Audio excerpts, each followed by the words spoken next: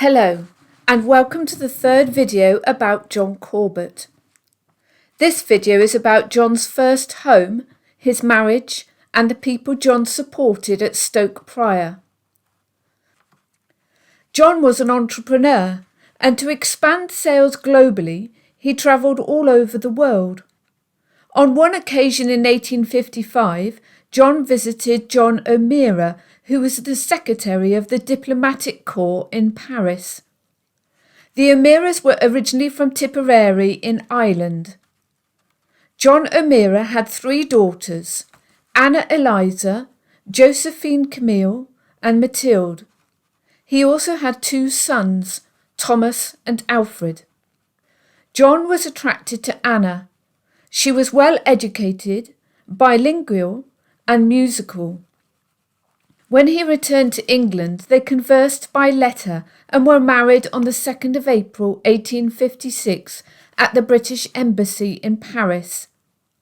Their first home together was Rigby Hall near Bromsgrove. It was a large estate with 25 acres of ornamental grounds which John leased until 1862. One striking addition were 2 vineries.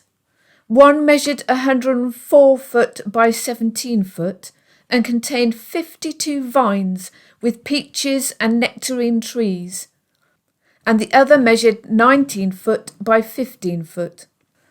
These photographs show the refurbished interior with the original stained glass windows and the mosaic floor. It would have been a grand property for them to start married life together. In contrast, the reality for the ordinary people who lived at Stoke Prior in the 1850s was vastly different. The Black Country area was described by Thomas Carlyle and James Nasmyth as a frightful scene. A dense cloud of pestilent smoke hangs over it forever, and at night the whole region burns like a volcano, spitting fire from 1,000 tubes of brick. It is anything but picturesque. I beheld the remains of what had once been happy farmhouses, now ruined and deserted. They had in former times been surrounded by clumps of trees, but only the skeletons of them remained, dead, black, and leafless. Every herbaceous object was of a ghastly grey. Although grim, the stark reality for these Victorians was that the chimneys spewing smoke signified work, and without work they starved or went to the workhouse. To begin with, John had focused on making his business a success, but as a devout Christian he felt called to improve the living conditions and the health and moral and spiritual state of his workforce. By 1853, a year after he took over the works, he started making changes to benefit his employees. The Christmas of 1853 saw John start a gift to all his workmen of 7 pounds of beef and half a gallon of ale. In 1862 this was given to 600 men and boys, and in addition 2 shillings were given to the boys. He also gave this meat to the widows and pensioners of his saltworks. In 1852, when John took over the saltworks, the people had been paid in accordance with how much salt was produced. There were no set hours, and women worked alongside the men in a hot, steamy atmosphere with minimal clothing. It was not unusual for men and women to stay on site from Monday through to Saturday, sleeping wherever they could. In 1859, John took the drastic action of stopping the employment of women in his works. To compensate the families, he increased the wages of the men and also improved their conditions by bringing in a double shift system.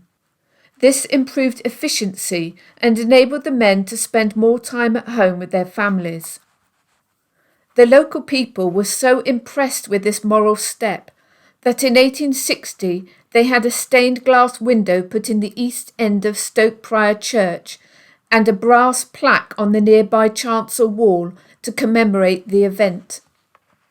The workers were issued with an ID token, which I assume was a form of clocking on so that workers' hours could be tracked accurately.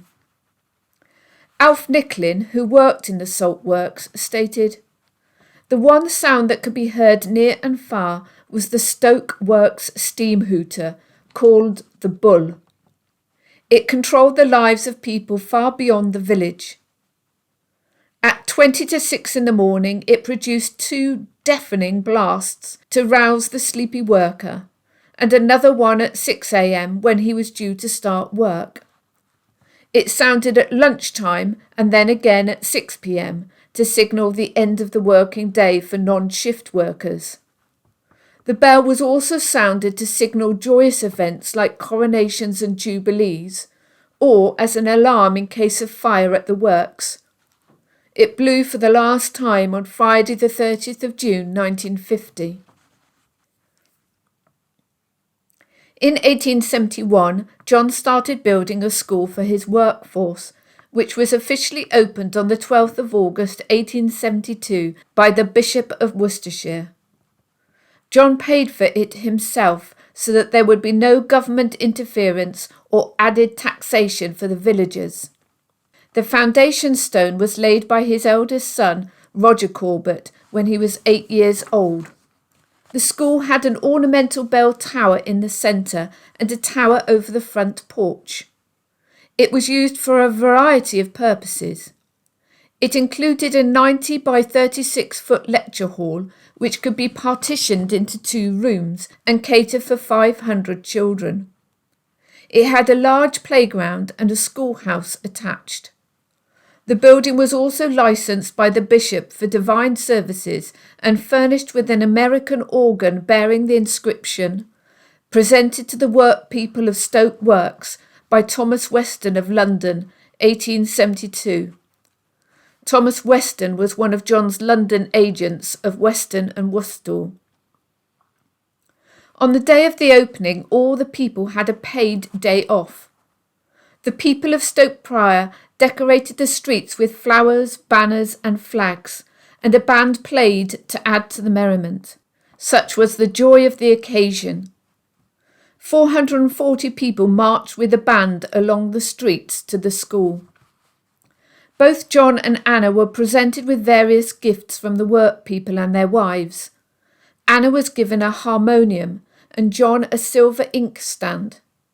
There were speeches made by the workers to John and Anna, testifying to the gratitude for not just the school, but all the blessings that the workers had received from John's generosity and thoughtfulness. John said he was touched by their words and particularly thanked the workers for their gifts because they were from workmen. In the evening, John provided a dinner for around 500 work people. The children too were entertained in the village. Then on the following day, 700 of the workers' wives were entertained at a special tea in Stoke Prior hosted by Anna. The school had many uses. A chaplain, a medical attendant and 2 doctors were employed to look after the workers' spiritual and medical needs. It was also used as a dispensary in which a supply of medicines and appliances were kept. Around the same period of 1872, John erected Sagebury Terrace. It consisted of 56 houses with long back gardens stretching to the railway. They had outside toilets but no running water. Drinking water was obtained from a large fountain by the road near Shore Lane Bridge. Other houses were also provided in the village, such as Shrubbery Terrace. In total, he built 200 cottages.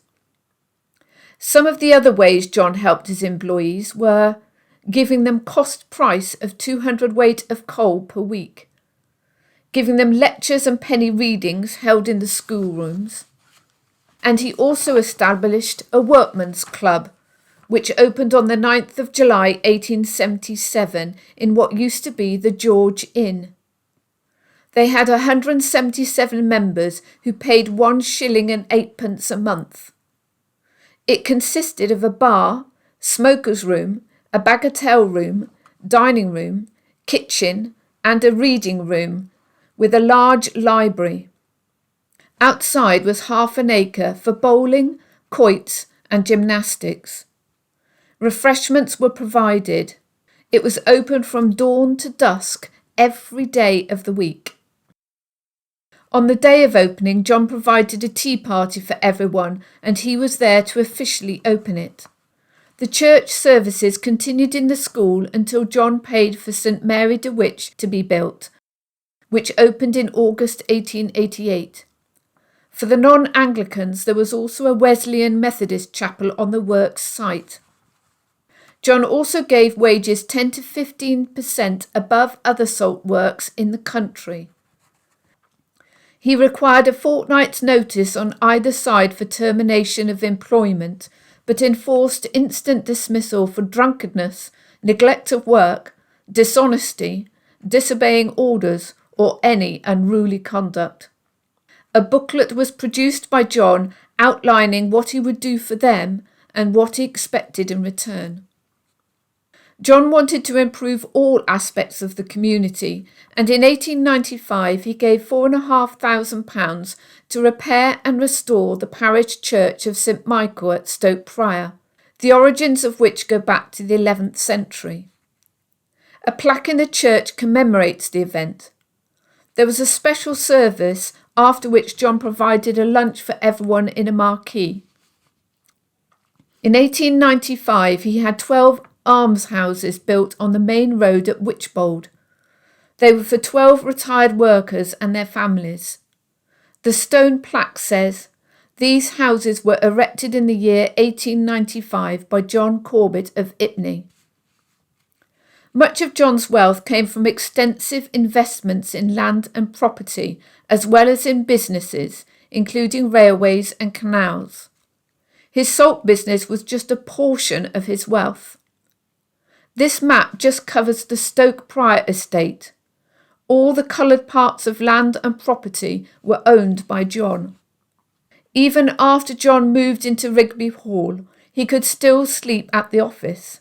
Thomas Farrell reported in a newspaper, "Throughout his career, Corbett remained a hands-on proprietor, deeply engaged in the management of his business. He was an incredibly keen businessman and a hard worker, beginning his working day at 6 a.m. and often sleeping above his work offices." At different times throughout John's life, when he returned from a trip abroad, he was often given an illuminated address on vellum, which conveyed how much his workers and people of the community appreciated his generosity. When he was away, they genuinely missed him.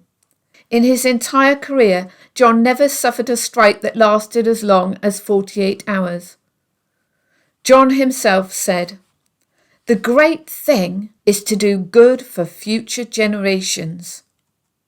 All the references and thanks can be found in the descriptions below this video. Please could I invite you to subscribe to my channel, to like and link to my videos, and to share your comments below. God bless you and thank you for listening. Until the next time.